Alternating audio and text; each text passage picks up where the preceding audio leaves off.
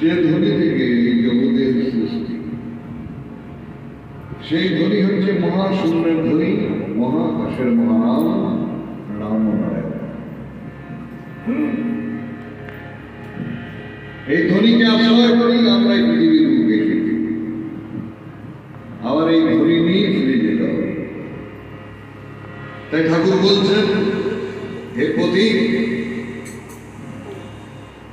মৃত্যু কিন্তু অনিবার্য, এটা মনে রেখো। এই পৃথিবীতে যে জন্ম নিলে, এই পৃথিবীর জন্মের সঙ্গে সঙ্গে তোমাদের মৃত্যুর টিকিটটাও কাটা হয়ে গেছে। তাই মৃত্যু অনিবার্য। তাই মৃত্যুকে সামনে রেখে তোমরা কিন্তু প্রতিটা মুহূর্তে ভাববে যে আমাকে চলে যেতে হবে এখান থেকে, কিন্তু আমি এখান থেকে কি নিয়ে যাব, কি নিয়ে এই পৃথিবীতে এসেছি? এই বিশ্ব প্রকৃতির নিয়ম নীতি অনুসারে পৃথিবীর বুকে এসেছি, তার নিয়ম নীতি অনুসারেই চলে যেতে হবে। কিন্তু কি উদ্দেশ্যে আমাকে এখানে পাঠানো হয়েছে সেটা জানবে না, সেটা বুঝবে না। এই জানা বোঝার জন্য তিনি বলছেন, এই যে মহাশূন্যের ধ্বনি, এই যে মহাকাশের মহানাম, এই রাম রামের রাম, এই ধ্বনি তোমাকে জানিয়ে দেবে কেন তুমি এসেছো, কি জন্য এসেছো, কি করণীয়, কোথায় যাবে। তাই এই মহাকাশের ধ্বনি রাম ওঙ্কার, নারায়ণ ওঙ্কার, রাম ওঙ্কার। তাই এই ধ্বনি বিনে জীবের মুক্তি, এই ধ্বনি একমাত্র পথ। তাই আসুন রাম নারায়ণ, রাম নারায়ণ,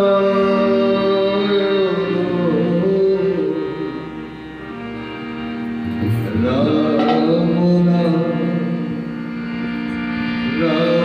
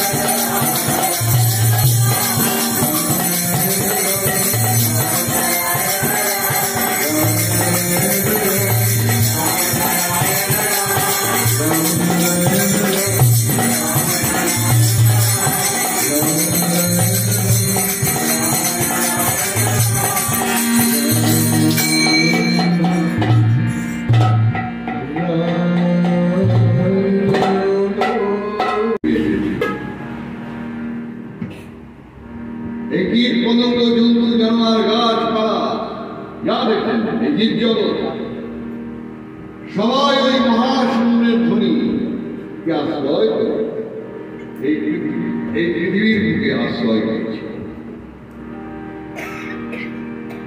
স্থায়িত্ব আমরা মানুষ, আমাদের স্থায়িত্ব 60-70-80, ব্যাস, তারপর চলে যেতে হবে। কিন্তু কোথায় যাব? তাই ঠাকুর বলছেন, হে প্রদীপ, একবার শুধু জেনে নাও, বুঝে নাও, এই দেহ থেকে এই সোলটা বেরিয়ে গেলে তখন আর কিছু করার থাকবে না, কিচ্ছু করার থাকবে না। তখন শুধু আফসোস করবে, শুধু আফসোস আর আফসোস। তাই যত পারো এখানে এই পরমার্থের পুঁজি কামায় না। কিন্তু আমরা সেই দিকে তাকাই না। আমরা এখানকার যে সামাজিক অবস্থা যে চলছে, ধর্ম, রাজনীতি, সাংসারিক এত ঝামেলা, আমি ঘটনা কয়েকটা কথা আপনাদের ঠাকুর বলতেন, নমো নমো করে জীবনটা কাটাইতে ছিলেন, শুধু নমো নমো করে জীবনটা কাটাইতে ছিলেন, তারপর খেলা দেখবে। হ্যাঁ, এইখানে এখানে আইসে এখানে মজা চলছে। হ্যাঁ,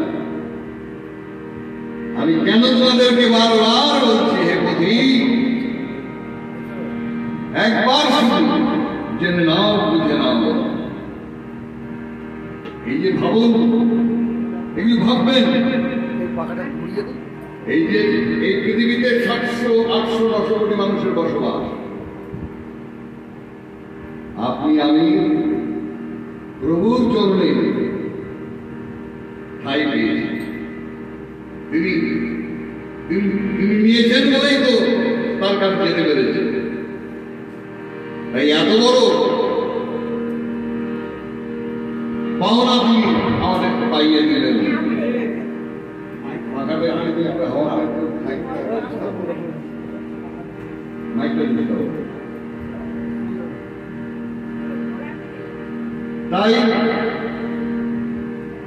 তাই তিনি বলছেন, বারবার বলছেন, এই ধ্বনি, এই মহাশূন্যের ধ্বনি, এই ধ্বনি কি সাংঘাতিক আপনার কল্পনা করতে হবে। এই ধ্বনি সমস্ত কিছু,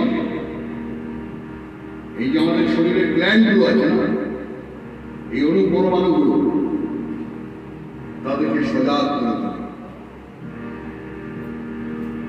আপনি ওই মহান আকাশে যদি কেউ সূর্যের মধ্যে সুতা ঢুকাইতে যায়, এইখান থেকে আপনি সুতাটা দেখতে পাবেন, তাহলে বুঝে দেখুন সেই মাত্রা আপনাকে যেতে হবে। ওই নাম করলাম, দিদি আপনার বাড়িতে নামটা ভিতরে ওই যত না, সেই মহাশূন্যের ধ্যানে, মহাশূন্যের জ্ঞানে সেই আলোচনা করতে হবে। আমি তার জ্বলন্ত দৃষ্টান্ত এই কিছুদিন আগে তাকে বলছিলাম, পৃথিবীতে তো 700-800 কোটি মানুষের বসবাস। এত কোটি মানুষের বসবাসের মধ্যে আমি পৃথিবীর কাছে দৃষ্টান্ত। এটা আমার অহংকার, এটা আমার গর্ব। আমি দৃষ্টান্ত। আমার ক্যান্সার হওয়ার পর ঠাকুর বললেন, তোর মেডিসিন দেখুন। মেডিসিন কি? মহাকাশের বলে যে এটাই হচ্ছে মেডিসিন। তুই দাঁড়ে শুধু এই মেডিসিন গায়ে যা, তোর রূপনালা কেউ নেই। তোর আমার কাছে নিয়ে যাওয়ার মতো ক্ষমতা এই বিশ্ব ব্রহ্মাণ্ডে কারণ নাই, ক্ষমতা নাই। ভাবতে পারলেন এই নামের কত গুণাগুণ। তাই এই নাম করবে একেবারে গভীর চিন্তায় মগ্ন হয়ে, মহা ধ্বনিকে আশ্রয় করেই তো আমরা এসেছি, এই মহাশূন্যের ধ্বনিকে আশ্রয় করে এসেছি। তাই এই মহাশূন্যকে চিন্তায় মগ্ন হয়ে এই নাম, তাই তিনি বলছেন ভাগে যদি পুঁজি পার করে না, তাই পুঁজিটাকে অর্জন করো, নাহলে তবিল ভাগা যাবেন তখন কি নিয়ে যাবেন, কত মাত্রা কামাইলেন। হ্যাঁ, এইখানে আগে বলছেন যে তোমরা দেখো গুরু দেখতেছ, হ্যাঁ, সব গুরু সাজা বসছে, মুক্তি দেওয়ার একমাত্র, দীক্ষা দেওয়ার একমাত্র মালিক হচ্ছি আমি, ঠাকুর বলছেন।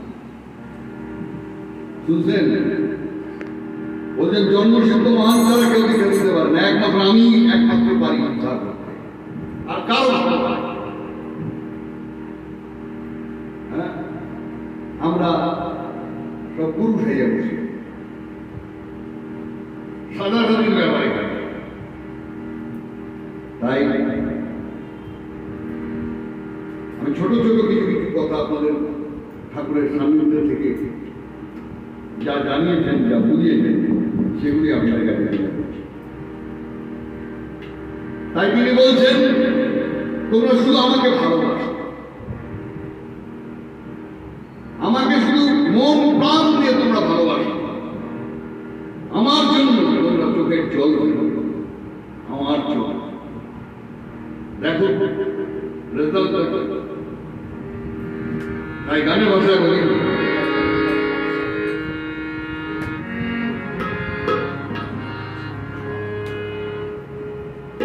ভালোবেসো প্রভু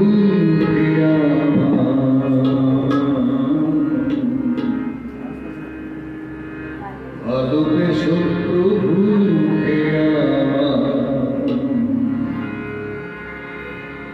ভালো যদি বাসো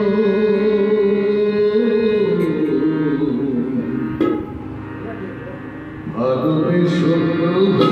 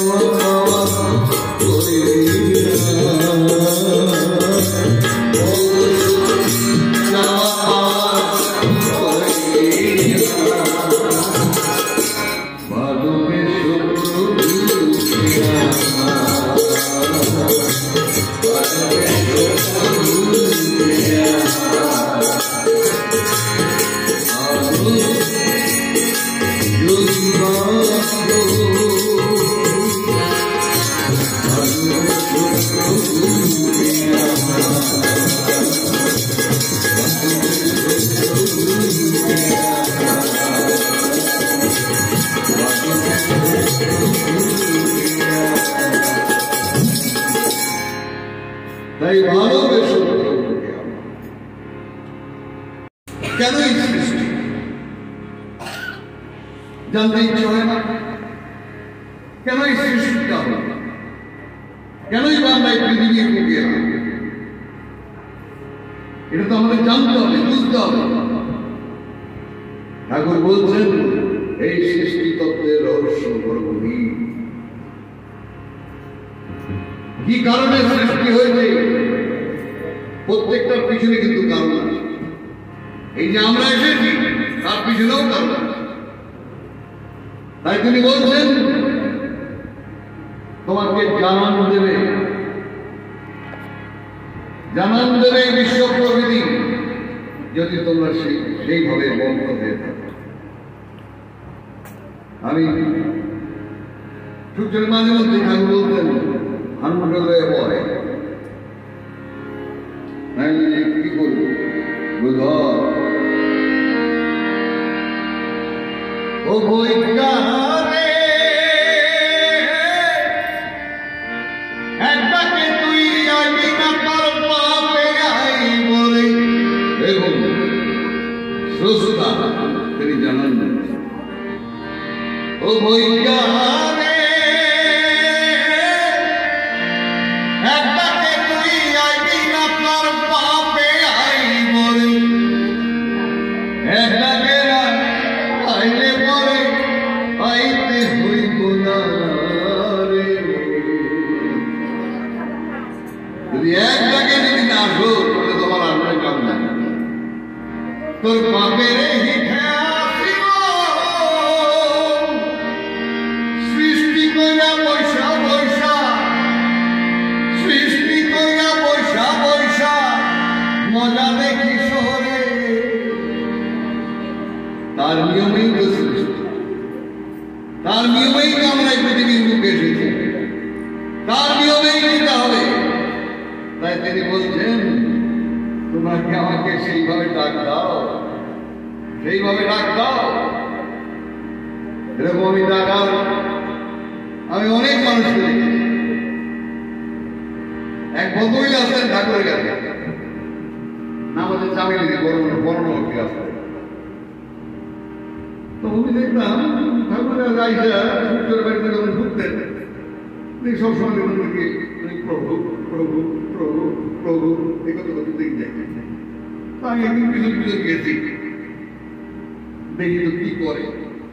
তো গিয়ে দেখলাম ঠাকুরের প্রণাম করলো। উনি আমার ব্যাগ করতে করতে করতে পিছন দিক দিয়ে গেলেন, সিঁড়ি থেকে তারপরে সয়ে নেমে প্রভু প্রভু করতে করতে চলে। তাই মনে মনে ভাবতেছি কিছু তো চাইলেন না, কিছু বললেন না, আইলে শুধু প্রভু প্রভু করতে করতে প্রভু প্রভু করতে বাড়ি চলে গেছে। তা আমার মনে একটা দ্বন্দ্ব। তো হঠাৎ ঠিক তার পরের দিন দিয়ে আমি সব দর্শন করে এসে সব একটা বিড়ির টান মারছি। এমন ভাবে ঠাকুর আমার ডাক দিচ্ছে। তো সঙ্গে সঙ্গে একটু কলগেট ছিল, ওই কলগেটটা তখন এই আরো দৌড় মারছি। গেছি ঠাকুরের কাছে, ডাকছো তুমি কালকে আমার এক ভক্তের বাড়িতে যাইতেন। আচ্ছা ঠিক আছে, তোরে বিনা রয়ে যাবে। বড় বিনা নিয়েছিলেন একজন, উনি সূর্য বাড়িতে এসে তরকারি তরকারি কাটতেন। তো তো পিনা ধরে লেগে যাবে, পিনারে ডাকবে, পিনা দিয়ে আসে, হ্যাঁ বাবা, হ্যাঁ পিনা তুমি নাম ধরে লেগে যাইবা, বুঝলো? বলা আমি পরের দিনকে এখানে রেডি হয়ে গেছি, গিয়ে কেউ ভক্ত মিলে ওই চামেলি বুঝে দেখুন, প্রভুর মুখের কথা আমার ভক্তের বাড়িতে বাড়ি যেতে হবে। চারটিখানি বিষয় ভাবতে হয়েছে। আপনাদের এইখানে এই শ্রীরামপুরে থাকতো, ওর নাম হচ্ছে অশোক মুখার্জি। হ্যাঁ, এই অশোক মুখার্জি আপনারা জানেন আপনি কিরকম ছিলেন, ভীষণ শৃঙ্খল জীবনযাপন করতেন, অ্যালকালিতে চাকরি করতেন। হ্যাঁ, সেই লোক আপনার একেবারে মাটির মানুষ হয়ে গেল, একটা কত্তরের জামা, কত্তরের পায়জামা করতেন, একটা সামান্য একটা বাটার একটা জুতা করতেন।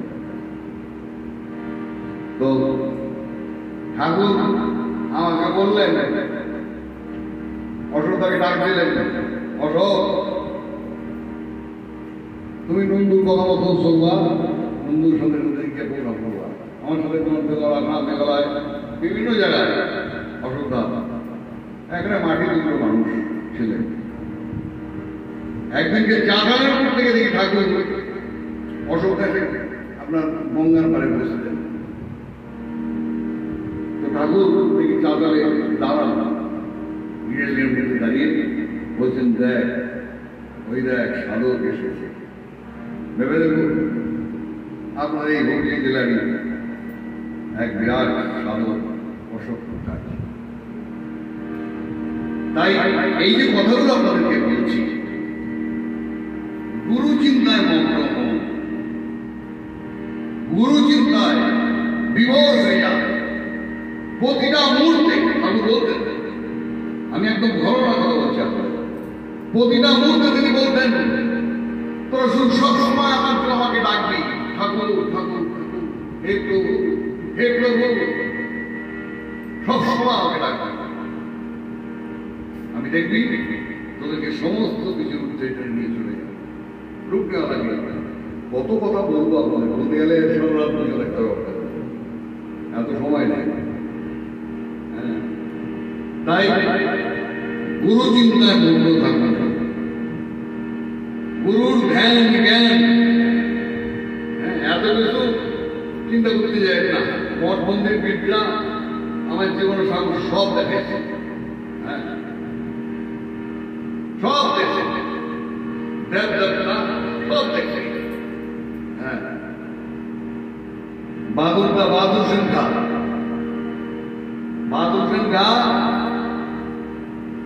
আমাকে খুব ভালোবাসতেন। বাহাদুরদা বউ সে আল্লাহর উপর ঠাকুরের দর্শন করেছে। এবার বাহাদুরদার একটু মনে দুঃখ যে আমি ঠাকুর আমার আমি যাবো, আমি মসজিদে যাবো না, আমি আজান যাবো না, আমি কোরআন পাঠ করবো না, কিছুই করবো না। তো ঠাকুর বললেন, কিরে বাহাদুর কি হয়েছে? বলে না আমি যাবো না। বলল না, সমাজে থাকতে গেলে তোমাকে সমস্ত কিছু তোমাকে মেনটেন করতে হবে। তুমি যে ওদের দর্শন দিছ তো আমার মন দিল না। বলল আচ্ছা ঠিক আছে, যা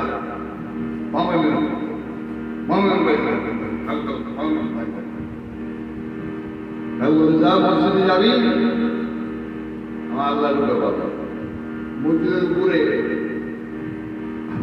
করতেছে ঠাকুর, আল্লাহর মসজিদের উপর থেকে ঠাকুর আশীর্বাদ করছে। এরকম কত ঘটনা আপনাদের বলতে গেলে, হ্যাঁ 60-70 বছরের এই পৃথিবীর মানুষ সব মাথা পড়ে গেছে। আর যিনি এত বড় জ্বলন্ত দৃষ্টান্ত, এই যে সূর্য, এই যে জল, এই যে বাতাস, এই যে মাটি, এরা তো কেউ জড় বলা হতো নয়, একটু ভাববেন তো। হ্যাঁ, এত কাল ধরে সেবা দিয়েছে, এই গরমে একটু গরম দিতে তার সবাই চতুর্থ কিরকম এখন নাম বিশ্বাস করতেছে। হ্যাঁ, এই যে জ্বলন্ত সূর্য আমাদের সেবা দিচ্ছেন অনন্তকাল। এই যে আপনি আমি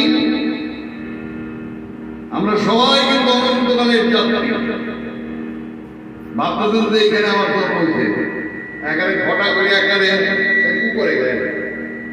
হ্যাঁ, ঘটা করে আপনারা জন্মদিন করেন, আবার গান গান হ্যাপি বার্থডে টু ইউ। আরে বাপরে বাপ, জন্মটাতে কবে হইতে তার কোনো ইয়ত্ত নাই, কবে যে মৃত্যু এইখানে তো কিন্তু মরে গেলে সোলটা বেরিয়ে যাচ্ছে। এই যে সোলটা বেরিয়ে যাচ্ছে তখন এই যে গান গাইছে, গাইতে গাইতে শুয়ে পড়লাম, আপনারা ডাক্তার ডেকে নিয়ে উনি স্টেথোস্কোপ দিয়ে দেখলেন কিন্তু নাই, কিন্তু চলে গেছে। কে ছিল আমাদের, কে চলে গেল, কোথায় যাচ্ছে ভাববেন না? এগুলো তো ভাবতে হবে। একদিন সকালবেলা শোনেন এইসব ইন্টারেস্টিং এইসব জিনিস ঠাকুর বইয়ে পাবেন না। সকালবেলা দিন ঠাকুর বইটা ঠাকুর সকালবেলাটা এক্সারসাইজ, তো এক্সারসাইজ করতে আমার গিন্নি সকালে এক্সারসাইজ করে ঠাকুর এক্সারসাইজ করতেন, তখন ওই এক্সারসাইজ পড়াই দিত। হ্যাঁ, সাইকেল বইতে দেখি ঠাকুর তাড়াতাড়ি বই আছে একটা তোয়ালে গাইতে। আমি যখন কি করবো, তুই বইটা আসতো ব্যায়াম করবো না, বলে বলে বলে বলি বন্ধু এরকম একদিন সকালবেলা আমি তখন চট্টগ্রাম, তখন দেখি চতুর্দিকে ভাই আসতেছে বন্দে মাতরম বন্দে মাতরম, মনটা ভীষণ ভারাক্রান্ত। তো আমি আর দেরি করলাম না, জামা ঘরে গিয়ে জামা কাপড়টা বই ধুয়ে বেড়ে পড়লাম, গিয়া পাঁচিলের ওই তারিখে খেলা যাবে আমি, মানে লক্ষ লক্ষ মানুষ সূর্য শুনে ফাঁসি উঠতেছে, বুঝছো? তারপরে যেই সূর্য শুনে ফাঁসিটা হইল, আরে বাবা, আহা কি বিউটিফুল সোল। আর থাকতে হলো না, সোলটারে আমি আমার নিজের কাছে নিয়ে চলে আসলাম। তিনি বলছেন সূর্য সেনের সোলটা যেই ফাঁসি হলো সঙ্গে সঙ্গে আমি আপনার সোলটা দিয়ে আমি নিজের কাছে চলে আসলাম, বুঝছো? বলে বলতেছেন তোর সোলটা যদি আমি আমার কাছে রেখে দিচ্ছি, বুঝোস? আর কোনদিন নয়, কাম করতে কাম করে না। তাই এটা আমার অহংকার থেকে গর্বের সহিত গুরুর সান্নিধ্য পেয়েছেন। হ্যাঁ, ঠাকুর বলছেন তোমরা ছল চাতুর প্রবর্তনা মিথ্যা কথা এর থেকে দূরে থাকবা, আর সেইটাতে বেশি করে আঁকড়ায় ধরছে। ছল চাতুরি প্রবঞ্চনা মিথ্যা কথা এর থেকে দূরে থাকবে, আর সেইটাই বেশি করে আঁকড়ায় ধরছে সব। ব্যাস, সমর্থ মাইনাস হচ্ছে, কামাই দিচ্ছেন 10 মাইনাস হয়ে গেল 9 মাইনাস হয়ে থাকলো মাত্র 1। কি করবেন? 1 নিয়ে কোথায় যাবেন? এই মহাটুকু তাই আঘাত দেওয়ার উদ্দেশ্য আপনাদেরকে সেই বার্তাটাই বলতে চাই, গুরু চিন্তায় বিভোর হয়ে থাকে। প্রতিটা মুহূর্তে ঠাকুরদের কোনো চিন্তা নাই, যেখানে খুশি হাতে মাঠে ঘাটে পায়খানা বাথরুমে যেখানে পারবি সেখানেই আমার থাকবে, কোনো চিন্তা নাই। আমি সমস্ত কিছুর ঊর্ধ্বে নিয়ে যাব, রুকনেওয়ালা। এই বিশ্ব ব্রহ্মাণ্ডে এই বিশ্ব ব্রহ্মাণ্ডের রুকনেওয়ালা কেউ নেই। আমার উপরে কথা বলার অধিকার কারো নেই, আমার বিচার আমাকেই করতে হয়। হয়েছে? আপনাকে যে গল্প কথা বলতে এগুলি সব গুরুর মুখ থেকে শোনাবো, গুরুর কাছ থেকে ইন্ডিভিজুয়াল রামের কাছে শুনে এসে আপনার কাছে গল্প করতেছি না। তাই এইখানে কেউ কিছু আপনাকে দিতে পারবে না, বাহবা করাতে পারবেন না। আমার যশ বুঝলেন একটা শেষ করে দেবো একদম। অনেকে আমার বলে ভালো গান সুন্দর গাইতেছে, দূর সবাই কে গায়, কে যে গায় আপনাকে বুঝতে পারলাম না, কে যে শুনে তাই বুঝতে পারলাম না। এই ডান পাটা আগায় গেলে বামাটা কে জায়গা দেয় আপনাকে বুঝতে পারি। আমার আমিত্বটা কোথায়, এই প্রত্যেকেই বলছি আমাদের আমিত্বটা কোথায়। এই যে কথা বলছি কে বলে, কে শোনে, কে খায়, কে দেখে, একবার ভেবে দেখেছেন? আমরা যে এইসব প্রাধান্য দিই এইসব অন্যভাবে না, মূর্খের মতন আমরা ভাবি, মূর্খের ভাবটা ভাবছি। তার দ্বারাই পরিচালিত এই ভাবনাগুলো ভাববেন। এই যে ৬০, ৭০, ৮০ কারো ৪০ চলে যাচ্ছে, হ্যাঁ সব সব ইন্ডিভিজুয়াল, এখানে সব সব আপনারা সব সাজাসাজির ব্যাপার। এই যেমন ফেস পাউডার মাখেন না, হ্যাঁ ফেস পাউডার মাখেন, সব সাজাসাজির ব্যাপার। এখানে কেউ বাবা সাজলেন, কেউ বউ সাজলেন, কেউ মা সাজলেন, হ্যাঁ কেউ ছেলে সাজলেন, সব সাজাসাজির ব্যাপার, সব কিন্তু ইন্ডিভিজুয়াল। ওই মহাশূন্যের দরবার থেকে এই যে পৃথিবীর দরবারে এসেছি, এই যে পৃথিবীর দরবারে এলাম ইন্ডিভিজুয়াল, সব ছেড়ে ছুড়ে দিয়ে চললাম, তখন সব কান্নাকাটি